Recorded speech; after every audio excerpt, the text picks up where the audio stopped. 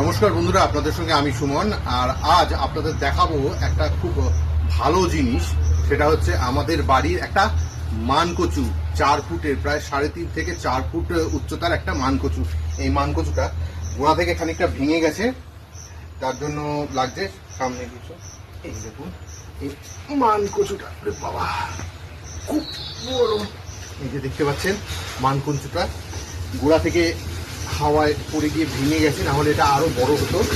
প্রায় আমার height 6 foot 2 ইঞ্চি, এটা প্রায় আমার বুক পর্যন্ত চলে আসছে।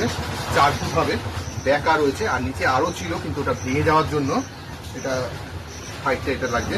একটা হিউজ মানকচু, এটা অনেক রকমভাবে খাওয়া যায়। সেদ্ধ করে খাওয়া যায় ভাতে দিয়ে, তারপর তরকারি রান্না হয়, বাটা হয়, নানান রকমভাবে খাওয়া যায়। আপনারা কিভাবে খান অবশ্যই জানাবেন। নমস্কার বন্ধুরা, আপনাদের সঙ্গে আমি সুমন।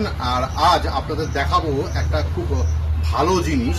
সেটা হচ্ছে আমাদের বাড়ির একটা মানকচু, 4 ফুটের, প্রায় 3.5 থেকে 4 ফুট উচ্চতার একটা মানকচু। এই মানকচুটা গোড়া থেকে খানিকটা ভেঙে গেছে, তার জন্য লাগছে সামনে কিছু।